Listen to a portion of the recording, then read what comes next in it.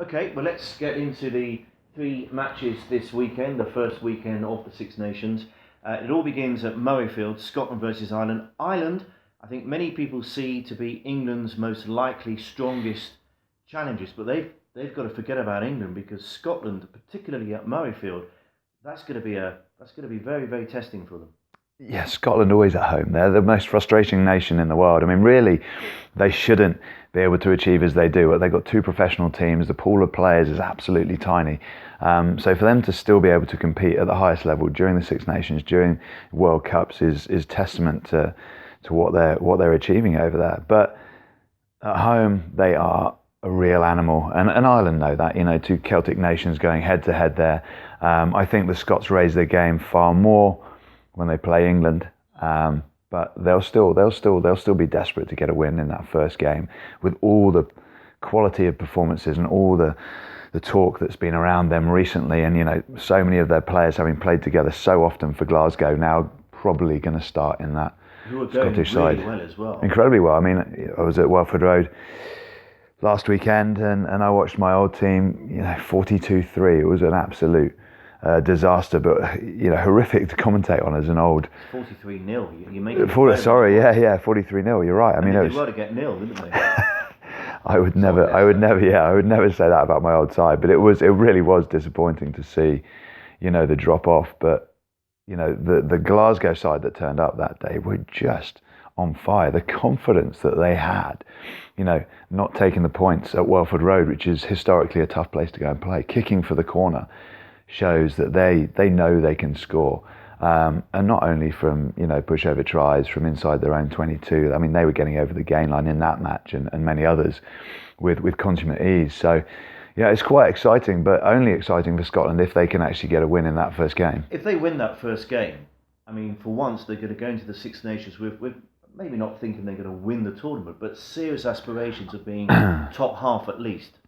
Yeah, I mean, I see no reason why they can't make it to that top two. It's just the unsticking, I think, for them will be England at home. They have a mental block against England at home. All the games I played against them over the years. England at Twickenham, yeah. When you played them at Murrayfield, you always knew it was going to be close and it was actually going to be tough to win. But playing them at Twickenham and we're talking 30, 40 points difference. I mean, that's changed slightly now, but still they have a mental block about winning at Twickenham. Still, Ireland, this is the team that beat New Zealand, South Africa and Australia last year. New Zealand was a fantastic win, as you know, the world champions. Their provinces, particularly Munster and Leinster and Connaught, going very, very well in Europe as well. Yeah. They're a top team, aren't they? They are, and you know, I think a lot of people wouldn't have predicted Ireland doing so well with the loss of so many of their senior players. You know, the O'Driscolls and the like. It's testament to the coaching and, you know, the succession planning that they've put in place to see those young guys coming through that have now taken on from the older statesmen, and to see Ireland winning those matches and having a clean sweep during the autumn for the first time in goodness knows how many years is quite remarkable. So I think they'll definitely push England the furthest. You know, if we can say, from my point of view, I'd definitely say England go in as favourites. You know, that record, equal record win run that they're on at the minute, they could break going into that first match. But Ireland will test England, and I think they go to Scotland with real confidence that they're going to come away with some points. But you know, it's not going to be easy for them up there. Okay, well, the BetSafe odds are Scotland are 2-1.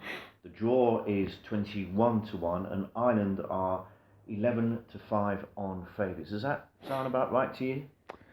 Yeah, I think so. Maybe 2-1 on Scotland. Probably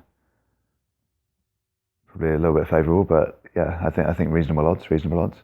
Tough game though. Should be a great game, and hugely important for either side to win. It's going to sort of lay out the rest of the tournament for them.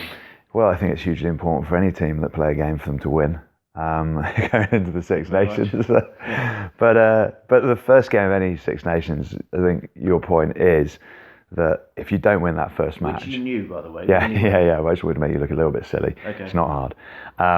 It was that first game. Is if you don't win that first game, there's, you know, so many hurdles to overcome. and you know the Grand Slam's out the window straight away. To win the Six Nations becomes much harder. Confidence is slightly eaten away at. So those first matches in the Six Nations are absolutely crucial for a team developing confidence and whether we see them go on and win a Six Nations title.